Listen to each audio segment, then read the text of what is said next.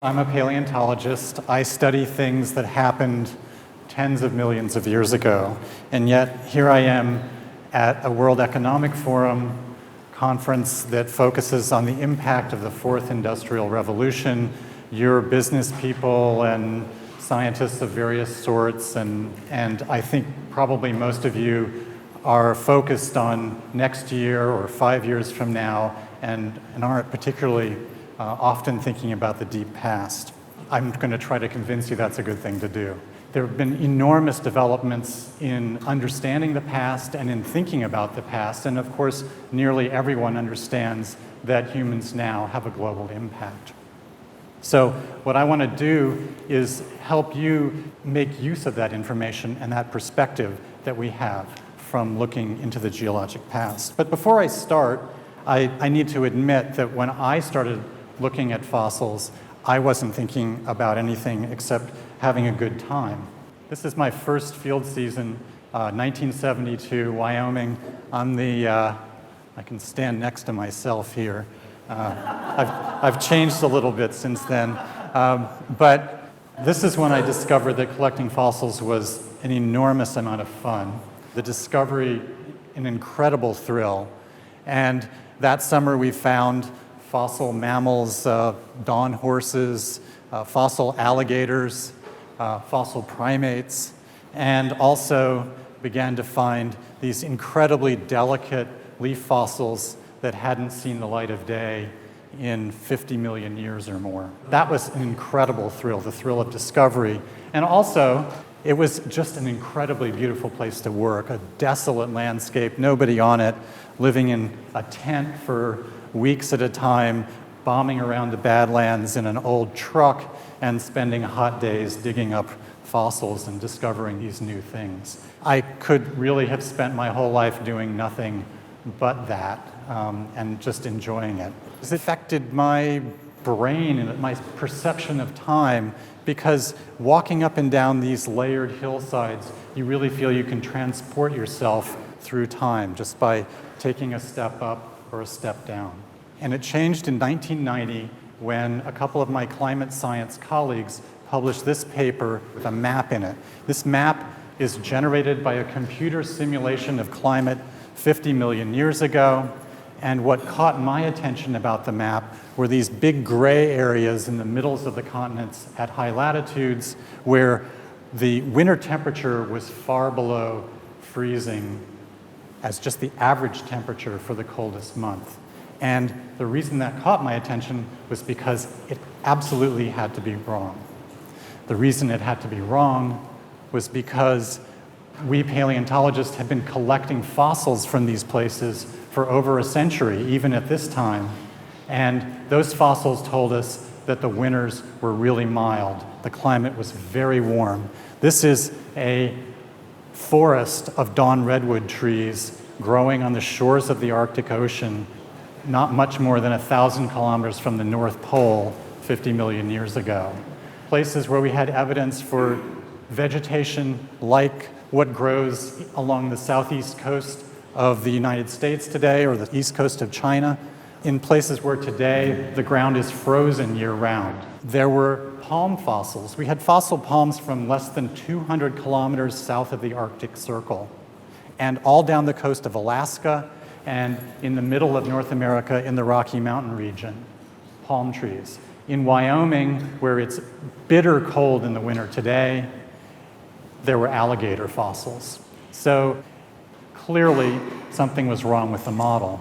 That led me to think, well, what could be wrong with the model? Well, the model was a simulation based on boundary conditions that were put into the model. So the positions of the coastlines and the continents, the amount of energy coming from the sun, all these were stipulated to begin with, and then the climate was calculated from understanding of basic physics and chemistry of the atmosphere. So there were several reasons why the map looked different to a paleontologist and a climate scientist. One might be that we paleontologists were misinterpreting the fossils. We didn't think that was true. We had lots of lines of evidence that we were right. Another possibility was that the boundary conditions were wrong. So maybe the continents were a little bit in the wrong position or the coastlines were represented incorrectly. The climate modelers assured us that the models were not that sensitive to the boundary conditions, and we didn't think they were terribly wrong anyway. A third possibility was that there were things missing or misrepresented in the climate model. And that's when the light sort of dawned on me. I thought, wait a minute, if the climate model can't reproduce this very warm climate we know existed 50 million or 60 million years ago, and it's the same kind of model we're using to predict the future, how do we know we're going to do a good job of predicting the future? 25 years have gone by since this paper was published, and there's been this very fertile argument back and forth between climate scientists and paleontologists and geologists, and today's climate models do a much better approximation of the paleontological reconstruction of climate. They still tend to be too cold, so there's still areas where it's below freezing for the average temperature of the coldest month of the year, but they're much better. They're better because the spatial resolution of the model is higher. They're better because there's a much better representation of the water cycle, of clouds, of the effects of vegetation on climate. So many improvements have been made. Over that 25 years, there's also been another development, and that is a better understanding of the history. So we have this wonderful situation where we're able to use history to test models, and it's really important that we're able to test them without waiting for the future to come. So you can run your climate model and into the future, and then you have to wait decades or centuries to find out whether the model of the future is correct. Here's a way we can sort of short-circuit that process and find out right away by modeling things that have already happened.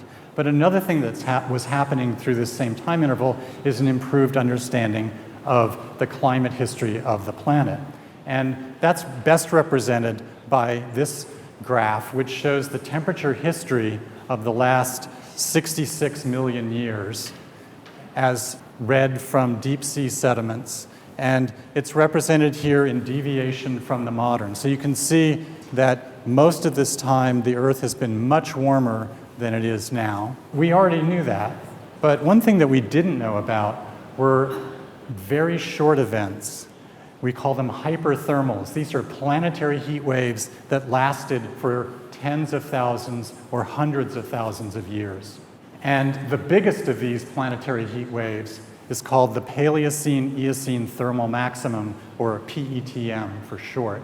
The PETM happened 56 million years ago. It was kicked off by a release of carbon of 5,000 billion tons of carbon. Just to give you a sense of how much that is, it's about what would be released if we burned the entire fossil fuel reservoir. So it's a huge amount of carbon. It happened in just a few thousand years, and that approximately doubled the amount of CO2 in the atmosphere. It raised planetary temperature by 5 to 8 degrees Celsius. It caused acidification of the ocean. It also initiated a bunch of feedbacks. So the initial carbon came from methane in the ocean floor, but the climate warmed. That made soils warmer. The soils had organic matter in them, which was decayed at a faster rate, putting more CO2 back in the atmosphere and prolonging the warming. So the event was kicked off very suddenly, but it lasted for 150,000 years, 75 times longer than the common era that we live in now. An event also that has a lot of resonance with the present, obviously, with the carbon addition and the acidification. The other thing that happened when the PETM occurred was a huge transition in ecological communities. So in the deep sea, there was about a 50% extinction of small marine organisms. At the high latitudes, there were species of plants and animals that were able to move back and forth between the continents, between Asia, North America, and Europe. And at mid-latitudes, the climate changed so fast that there was extirpation of plant populations and replacement by different kinds of plants. So we start off in Wyoming with something like the vegetation that you would see today around Savannah, Georgia, or the north part of Florida. During the height of the PETM, It looks much more like the vegetation of dry tropical Mexico or Costa Rica.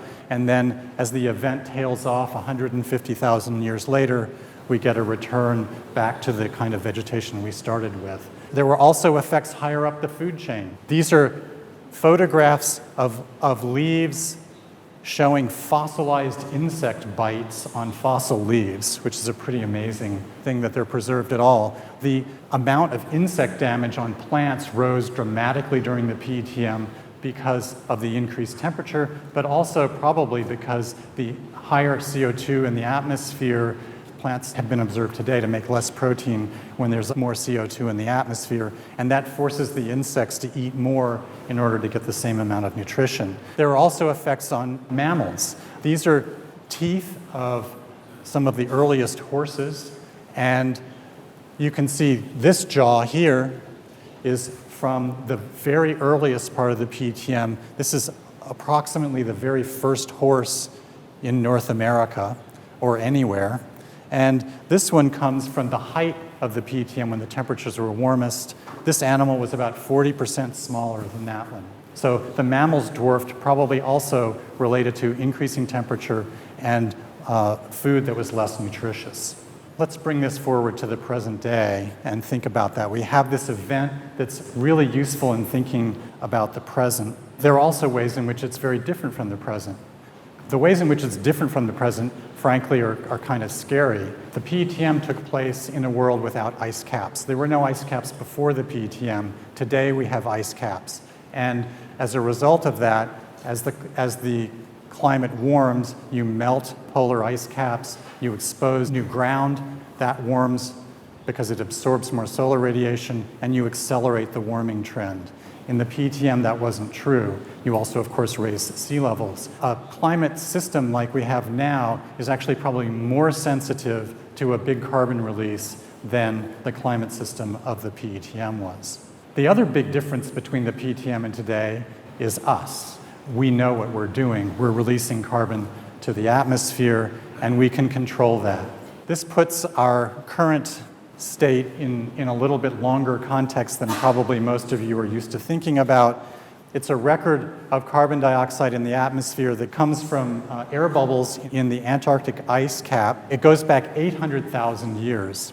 You can see that there are fluctuations, with the highs being around 300 parts per million, the lows being about 190 parts per million in the atmosphere. These look like small fluctuations, but these climates are more or less like today's climates. These climates, there's a mile-thick ice sheet on Boston.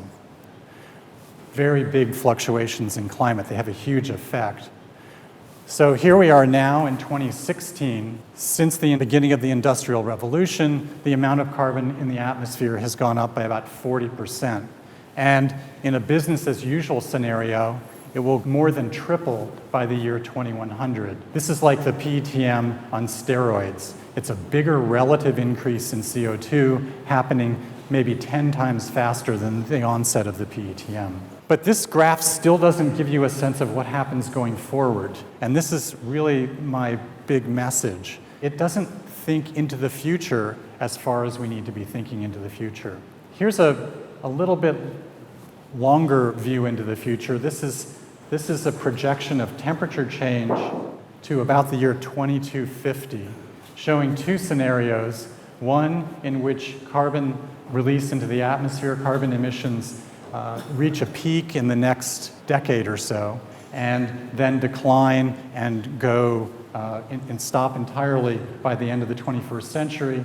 In this simulation, we have sort of business as usual. In one, you get a little bit over 1 degree Celsius of global warming. In the other, 6 or 7 degrees Celsius warming. So big differences in the amount of warming, but what's really amazing is to bring those projections forward. And what we see is that with the high emissions scenario, if we go out to the year 7000 in the Common Era, 5,000 years from now, we still have over 5 degrees Celsius of global warming with the high emissions scenario. We've looked back to see what happened with the PETM. If we push that lesson forward, it's quite likely that it would take nearly 100,000 years for the temperature of the planet to drop back to its pre-industrial levels. So this is the scale on which we're operating now. So we've learned a lot from the past in the last 20 or 30 years. We've learned that it's a great place to test our ideas about how the planet works. It's also a place where we can find out about events that we never knew happened, didn't know could happen, and now we have to think about those. We now study the past with an eye on the future, which was not true until fairly recently. I think many people kind of go immediately from where I am now to a kind of apocalyptic view. They say, oh, we're going to destroy the planet, we're going to drive ourselves extinct. But I actually think those are just excuses for not thinking harder about the future and thinking farther ahead. We learn from the past that there's always change, but that the changes we're making now are very rapid and they are going to last a very long time. We need to expand our brains and our concept of time. Most cultures have somewhere in them this idea that history, human history, is an important guide to making decisions that are political or military. We are a geological force. We need to use geological history to guide our actions in the same way that we have used human history. If we're going to act on the scale of geology, we have to include a planetary time scale, a geological time scale in our thinking, not just a human time scale.